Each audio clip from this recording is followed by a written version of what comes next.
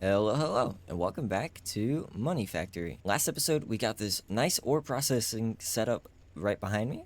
Using our digitally mined ores, we are processing them by crushing them, centrifuging them, crushing them again. We're getting lots of byproducts, and all of this is turned into dust. And we can see all of the stuff that we got just from this first batch of micro mining. And this is still running, obviously. We still have a lot of backup here. But this is so much more than I had before, so it's very good. So what are we gonna do today? Now that we have some ore processing set up, we can use our materials finally. And the first thing I need to do is fix my power setup. I had to AFK to get my benzene back up so I could actually run things in here. But while I was doing that, I was working on designing some new rooms just off to the side here, and I think this is where I'm going to be doing some new stuff. Hopefully we can get some LCRs going eventually very soon. I just moved my benzene production over here with all of our charcoal, so that's working here. And we're going to turn our benzene into a better power source right now, and that is going to be nitrobenzene. Just by doing a little bit of mixing, we can get nitrobenzene, and this produces a lot more EU than the benzene does. And it's actually not that hard to make, so we're going to go ahead and do that right now. To make nitrobenzene, we need an HV chemical reactor. We're going to import our benzene in here, probably just by piping it. Once we have benzene, we also need distilled water made in the distillery. This is super easy. We just get a water cover,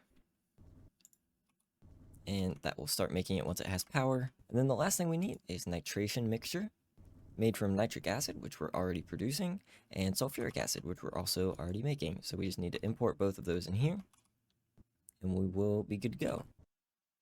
Alright, so we're going to export nitric acid and sulfuric acid into our mixer. This could probably stand to have some acceleration cards, but we'll find out.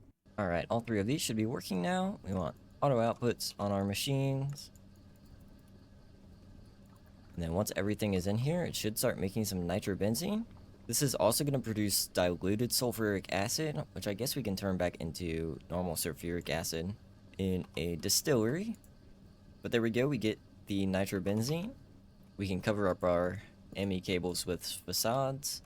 Now I'm going to let the rest of my benzene run out before I start making or start putting nitrobenzene in here, because we don't really need this stored anymore. So I should now be getting some nitrobenzene in here. I just made another storage bus instead of waiting. But now we should be able to swap our generators over to nitrobenzene. And then we'll just use this as our power source until we get a more localized source of power. So I think the next step in our progression, now is the right time to get the large chemical reactor, I think. We do have all access to all of the things needed for this. The main thing being polytetrafluoroethylene. This is the main material used to build all the blocks for this, so we definitely need to start making PTFE. So, looks like we need tetrafluoroethylene, hydrofluoric acid in chloroform. Hydrofluoric acid is easy. And then chloroform is methane, chlorine, carbon, and hydrogen. Okay, super easy actually. So it looks like we just have a little bit of chemical work to do again.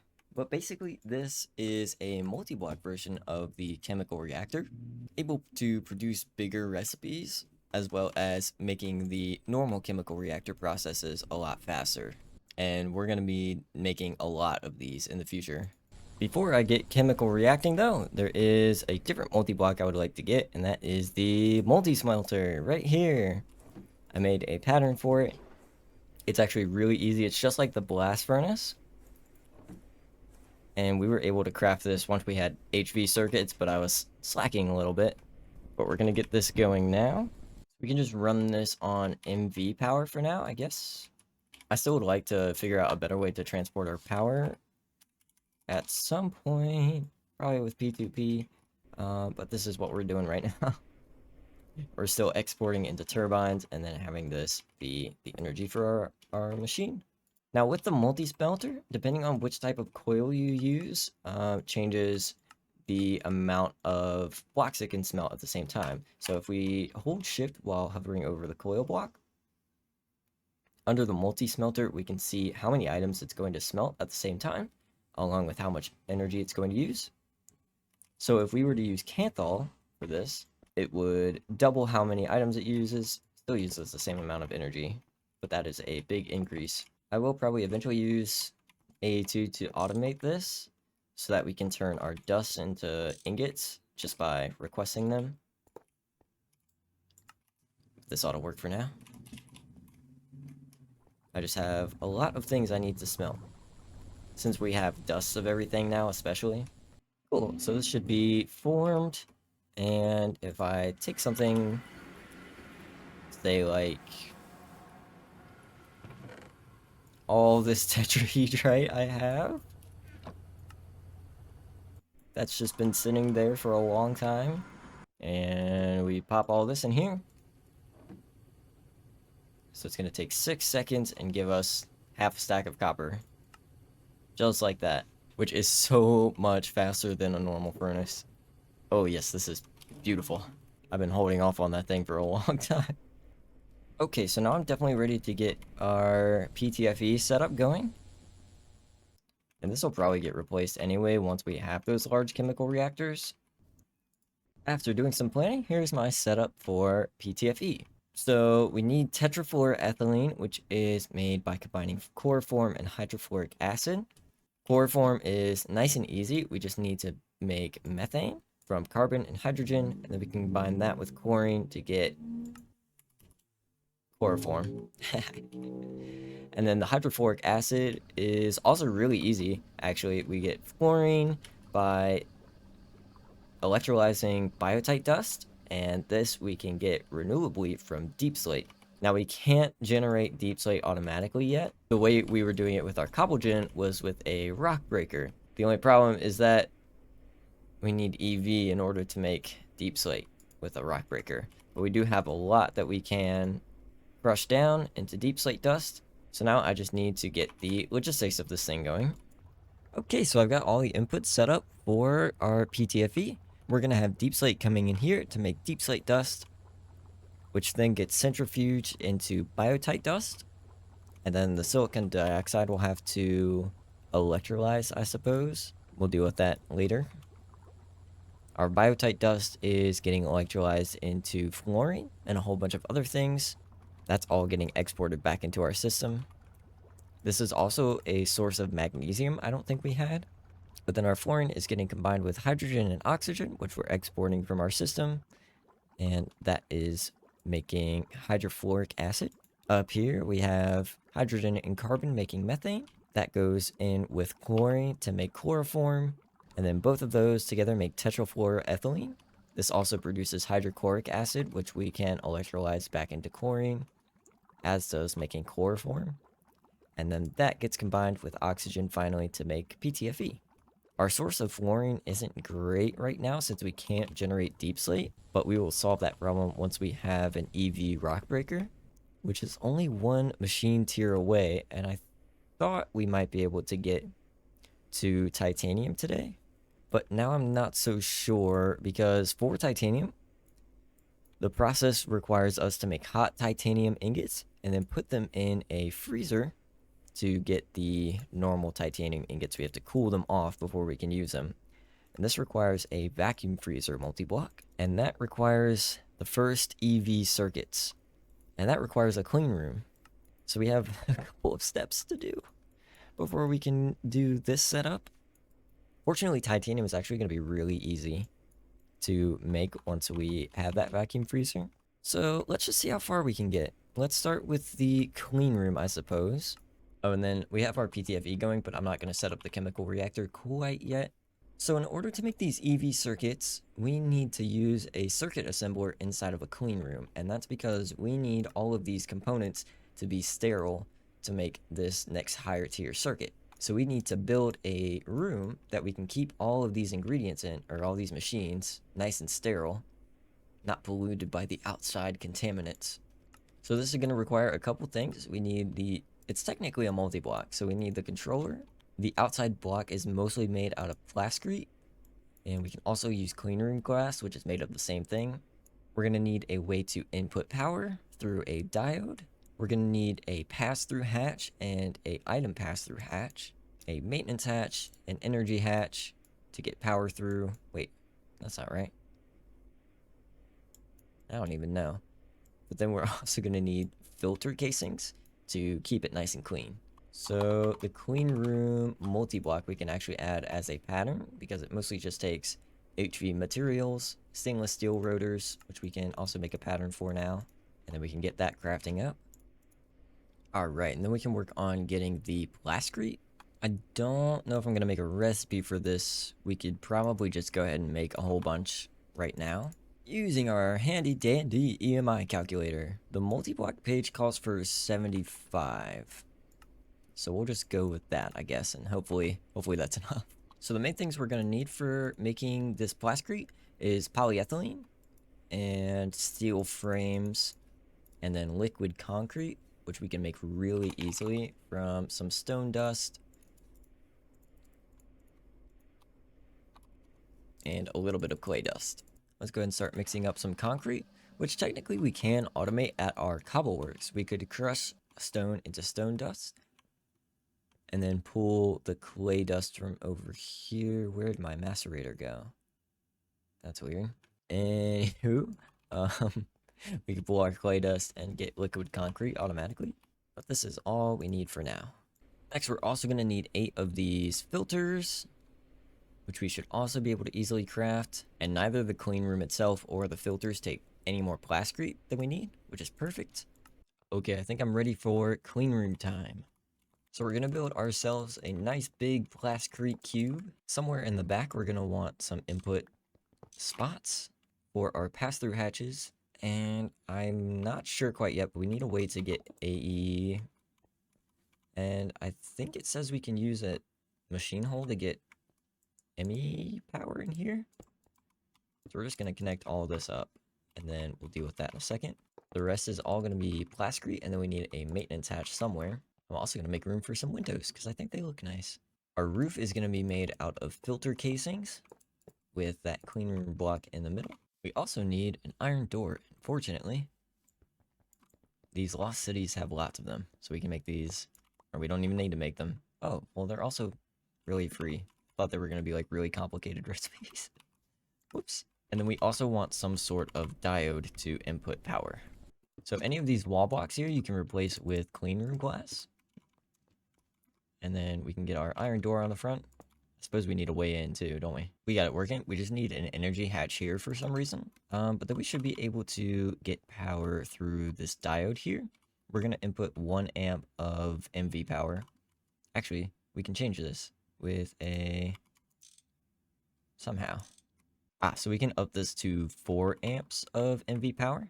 Now I've been messing around a little bit with transporting power through P2P because I was getting a couple comments recommending it, and it's actually really cool how it works. So what we can do is have a place where we're generating a lot of power, and then we can connect up our power transporting through our ME system.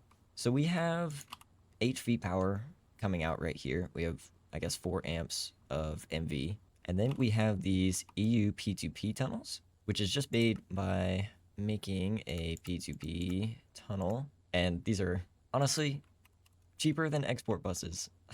So this is probably what we'll use from now on. We also just need a memory card, and we'll set this one to permanently be transporting our HV power. So this is 1 amp of HV that we're going to take over to our clean room now. And I want to disconnect this because we still need a transformer, I think. Theoretically, we could have made an HV diode. This does take these SMD diodes, though, and that takes platinum that we don't have yet. What we can do, however, is get a MV transformer. And then we're going to connect our P2P output through here. Now, to connect these, we just need to shift right-click on one of these. That will copy that tunnel to this memory card. And then we can paste that setting onto this new one. And then if we connect this up, it should be linked. There we go. We can see that. This should have power input. There we go. And we have 4 amps of MV power. We didn't even have to put a generator here. And then instead of needing an export bus for every turbine, we can connect them all up with pipes. And I think that'll be way better. And very soon, we're going to have a large turbine once we have EV materials. And this will produce a lot more power than these tiny ones. So we can have one big power source and then have that output to our machines. So there we go. We should be getting MV power through a diode. I'll swap these actually. And then we can use a soft mount to change the amperage that this can input. And then we shift right click this to change the output to the other side because this only inputs from one direction. That should get power. And then just like that, we have power in our clean room. Oh, and this should also be formed. Beautiful. How do we uncontaminate this? Oh, we do have to power it from the outside too. That's what this is for. But we can put our energy hatch on a closer side to this though, which will turn on our clean room and start cleaning it. We need this to be at 100% in order for our circuit recipe to run. Now, where is that circuit assembler? Way over here. Make sure we don't void our soldering alloy either. And we can grab our pattern provider. We can get our circuit assembler down somewhere, maybe here. And then somehow, how do we get any cabling in through here? Through a hole? Maybe I'll do something like this. Then we can get our pattern provider in and our circuit patterns. Reset this guy up. Somehow we can automate soldering alloy eventually. Wait, did I not pick it up? So now we should be ready to make a pattern for our EV circuits. There are a couple of things we're missing patterns for. Vibrant alloy bolts are definitely going to be important. I don't think I have a bolt extruder. Uh-oh. Also, vibrant alloy is such a pain to get. Since we don't have access to infinite ender pearls. Although it looks as if we go to the end, we can get ender spores. And then smelt those. And we can grow them in a greenhouse infinitely. And getting to the end shouldn't be too bad. I think for now we'll just do it this way. By making pulsating dust and then alloying that with diamonds to make ender pearls. And then alloying that with energetic alloy to make vibrant alloy. And then blast furnacing it. Oh man. Definitely not my favorite thing to make. But we gotta do it. Okay, let's see. This should get us a stack of vibrant alloy. Add our EV circuit to our patterns. And I think we're good to go. Can we make some of these? Let's see if we can get 3 for our vacuum freezer. Missing piece of carbon. Ah, I know what the problem is. I never did finish putting this on. Cool. Let's get those EV circuits. Just want to check and make sure our clean room works when we make these circuits. Oh, you are the problem. No chlorine, ever. Now that those are crafting, we can start working on getting our vacuum freezer ready. So we're gonna do our same multi-block paper trick. Did I spell vacuum right? And this one's actually really easy. We just need the controller, some frost-proof aluminum casings, which I think is just aluminum. And then obviously all the input and output hatches. 19 of those, and that should take care of that. Pop this in our pattern provider. And then obviously we still need the recipe for the vacuum freezer. We need HV pumps. And we need these frost-proof casings. Eventually I'd like to get an assembler for each circuit recipe, because I keep having to go over there and changing it. But we'll get that going very soon, I think. Maybe I'll fix it eventually. Actually, why don't I just fix it now? Alright, so I just made 2 assemblers for making some of these patterns that require like circuits specifically. We can change our pattern provider names to with a quartz cutting knife. So we can make this assembly. We'll make this circuit 4, and this one I want to be circuit 6. And obviously we'll get more of these for different circuits later on. But for example, these aluminum machine casings take circuit 6, so we want that pattern to go into here. So now we won't have to come over and change the circuit every time we make any of these.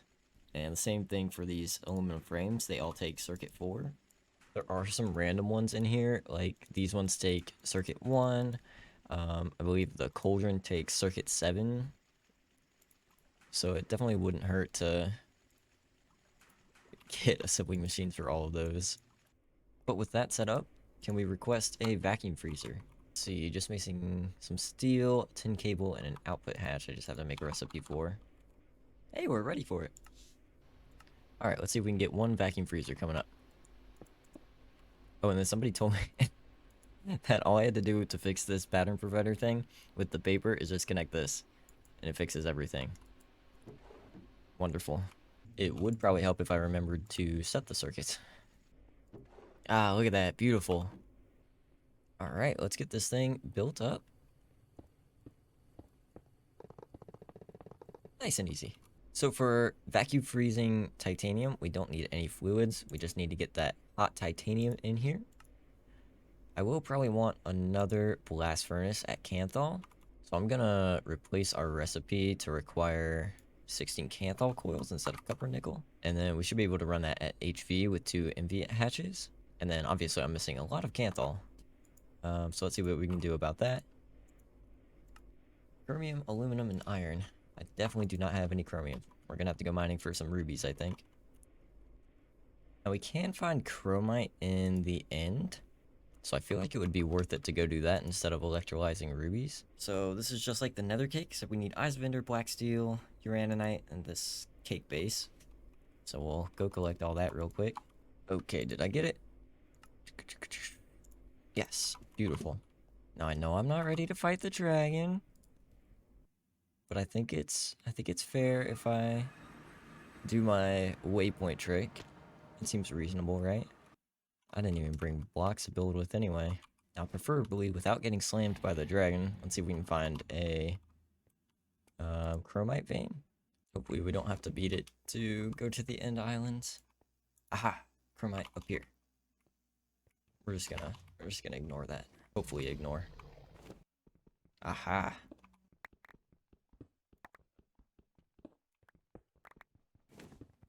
Cool, that should be a lot of chromite ready for us. Let's get this ore processed, which should start getting us some chromium dust. Probably just gonna stop this for a second so I can get all that done. And we are almost finally through all of the ores that we made from the... whatever that thing is called. So maybe we can run another one. But there we go, we're starting to get some chromium and chromite. Chromium is just a byproduct of chromite, or we can electrolyze 7 chromite and get 2. I also realized we can reduce the amount of coils we need because we can wall share this. We should only need 10 coils instead. Also, in case anyone is curious, since we set up our nitrobenzene, we have quite a lot of it. Way more than we ever had of benzene, so this is definitely a good idea to set up if you can. Right, blast furnace should be ready. So with this new blast furnace, we'll be able to wall share it with our old one. Basically meaning that this wall right here is shared between the both of them, but then there's still each individual blast furnaces. And it should form like this with all of our blocks in place. We're going to use 2 MV hatches to make this an HV blast furnace for making titanium. And then we will need to set up our inputs and outputs for making titanium. Titanium is made by chemical reacting rutile dust. This we're getting from processing ilmenite, which we got from the microminer. And then we have carbon and chlorine go together. This will make titanium tetrachloride, which we're going to put in the blast furnace with magnesium to get hot titanium. So I think we can just make this here. We're going to do chemical reactor for making the titanium. And then we can export all of our ingredients. And we should be able to have this auto output into our blast furnace. Oh, whoops. We also only want titanium tetrachloride to go into the blast furnace and not this. So I'm going to need a pump and a filter for that. So we only want titanium to get exported down here. And then all that extra carbon monoxide, that can all go into an electrolyzer.